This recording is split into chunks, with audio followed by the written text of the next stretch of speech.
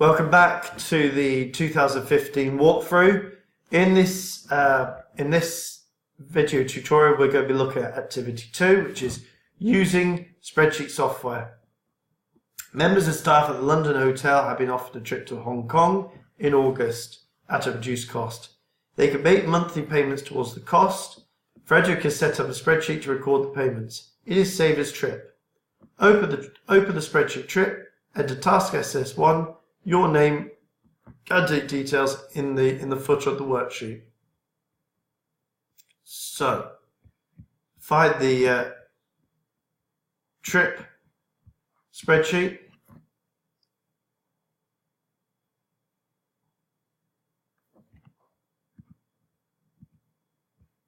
There's one of these here. I'm going to enable it, and I will add insert, header footer, and go to footer. Okay, I'll write task SS1, and in the right I'll put my name, like so. And then I'm going to come off there, click off it, go view, and normal. So I go back to normal here. I should, if I scroll along, I should see all the data. Now, some of it is truncated, which means the data has been cut off. Just click on the top corner, double click between the column headings, and it'll just make them fit. Going back. Hayley has signed up for a trip. She is 28 years old. She has made these payments. Enter these details on the spreadsheet. Okay, so that's fairly easy one. I just need to enter some details on the spreadsheet. And March starts here. So 150, 150, 150. She is 28 years old. And first name goes here, and Annandale. Sort the spreadsheet in ascending order of last name with a secondary sort of first name in ascending order. So ascending order in last name, then a secondary in first name. So I select the data, like so, go data, sort. So I need to do ascending order in last name. Now, it's not showing me the field headings there. Why is that? That's because it's got this area here. Just select the data that's actually been completed. Okay, so data, sort, that's it. Last name, ascending. Add a secondary sort, we add level, first name, ascending, and then press OK. And that will now sort it in two sorts. Format the spreadsheet so the currency values show the currency symbol with no decimal places and all the data is visible. So just to make sure, we just click in the top corner, go between the field column headings and double click. We're going to select all the data and just make sure it's got grid lines like we have had before. So home and select grid lines. We need to put currency values for the amounts, which of course is going to be January to May. So select these, click on the drop down box here, so home and the currency, and we choose pound, like so. We don't want these here, the decimal, so I can click on the shortcut, increase decimal or decrease, like so. And again, click on the top corner, just make sure all the columns are the right size. And it tells us to save the spreadsheet as SS1, print on one side of A4 showing the data. So, File, Save As, Print, SS1, like so. File, Print, it says 1 of 1, which is fine. If not, just go Page Setup, Fit to. Go Fit to or Fit to one page. Next, we just go on to task SS2. Frederick wants to know the total amount paid by each person. Enter a formula in I6 to calculate the total paid by the first member. So, clicking down in I6, click on the next to the auto sum, go to sum, and highlight the months. Otherwise, you're going to select the age as well, and we don't want that. So press enter and replicate this down by going to the bottom corner, the little dot, and dragging it down, like so. Next, it tells the charge to the staff of the trip is stored in B3, which is this one here. Enter a formula in cell J6 to calculate the balance left to pay by that first member. Okay, so in here, I do, so is it balance left? Balance left. So I just do equals 600 minus 550, enter, and that's 50. Now, if I drag that down, it's going to come up with errors. Why? Because if I double click on one of these, it's now telling me the cost is this one here. I don't want that. I want it fixed to this cell, which is where I need to turn it into an absolute cell reference, which means I fix it to this cell. Okay? So I go back up to I6 and I go to B3 and I make sure I put dollar signs. Now, normally you can just press F4 on the keyboard or just Shift and 4 before the column, Shift and 4 before the row, putting your column, dollar signs, making it absolute. So if I drag this down now, it will show me how much is remaining. And finally, it says replicate the formulas for the other cells, enter appropriate headings. So in the first one, I'd probably say total paid, total remaining. And of course, when I do that, make sure I go to the top corner, go between the column, the column headings, and double click so I can see all the data. Okay, and tells here edit the footer to show SS2 and save as SS2. So file, save as, and we save this as SS2, and we go insert, header footer, go to footer, and we choose SS2, like so. View and normal, like so. But it doesn't tell us to print yet, do not print. It then wants us to add in a reminder here. Frederick wants a reminder to members of staff who still have to pay £100 or more. Enter a formula in column K to display the text reminder if of course it's £100 or more, or not needed for each member's, if it's less, for each member of staff. So I'm going to move this video over here.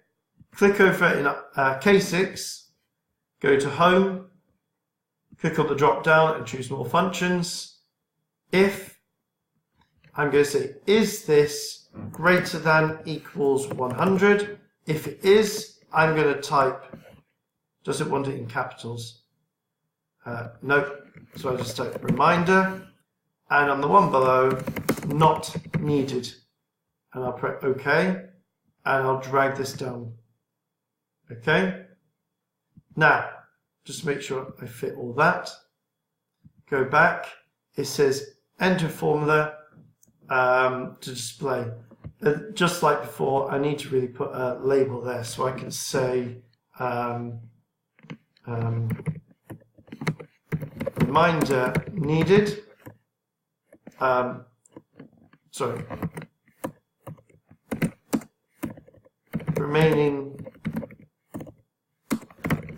greater than 100, like so, and just make that bigger, like so.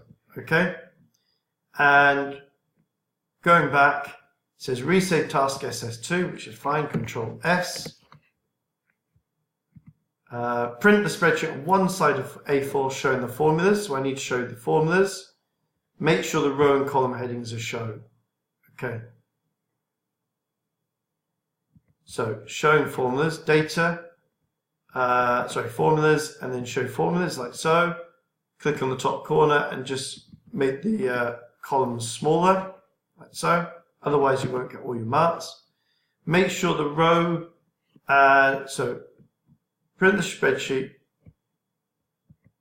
showing all the formulas. Make sure the row and column headings are shown. And then it tells us, make sure I, J, and K are wide enough to show the complete formulas. Reduce the width of each column if necessary. So I've done that. I just go File, Print, make sure it's 1 of 1. If it's not, just go Page Setup and Fit to, like so. And if you don't see the column headings and the row headings here, go Page Setup, Sheet, Grid Lines, and Row and Column Headings, and Print. So we go Formulas, show formulas, and we can make the data big enough again. Moving on to task SS3. Frederick wants to encourage younger members of staff to make the trip. His next report to the management team will include a chart displaying the balance for each member of staff who is less than 30 years old. The chart must identify members of staff by their first name, be fit for purpose, have a suitable title. So I need to choose all those who are less than 30 years old. So I need to select all the data. Like so, I go Data, Filter. And I need to then choose the age one and choose number filters, less than or equals, and I'll type 30, like so. So that's the first one. It's it says less than 30, so I need to just click on here and I go number filters, wrong one. I choose less than 30, okay, fine, it gets rid of them all. So that's less than 30, not less than or equals.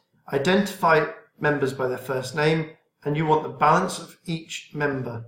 So first name, select the columns, the total paid, so I imagine the balance remaining is total remaining.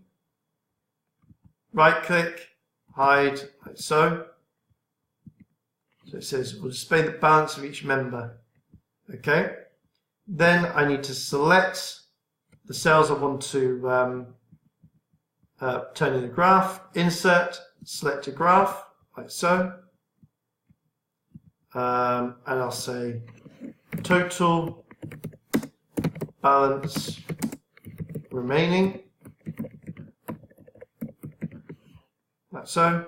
I need to add some the labels for my axes, so I click on the plus, axes titles,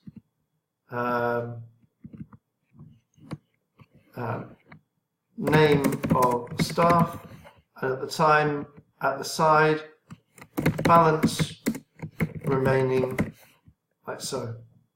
Go back, create a chart as a separate worksheet. So again, I go to Chart Tools, Design, Move Chart, New Sheet, like so.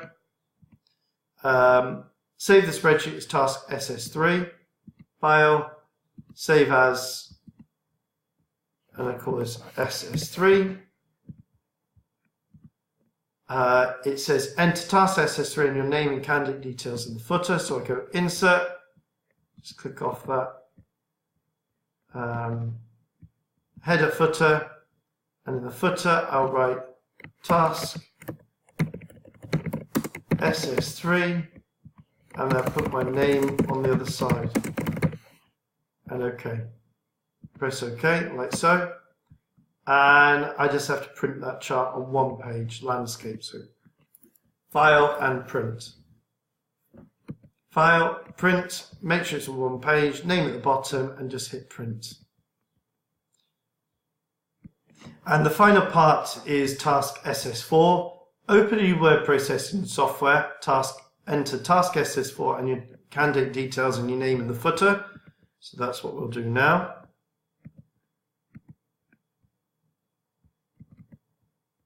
So insert, footer,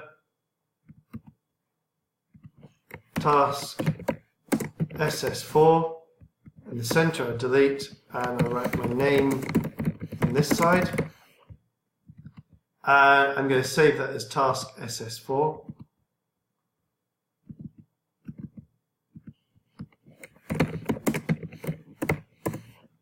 Like so. Going back, answer these questions. So the first one, A, you created a chart. How did you make sure it was suitable? Well, I think that's the easy one to do, this one. How do we make sure that the graph was suitable? Because we used suitable names for the title and axes. We had correct spellings for these as well. And B, the question here is, why did we use absolute referencing? Why would you use, well, absolute referencing enables us to use a constant value without needing to retype the formula every time. Okay? And finally it says resave and print. So Control S and just go print. And that will be that task. Thank you very much for watching, and I look forward to seeing you in the next task, which is activity 3.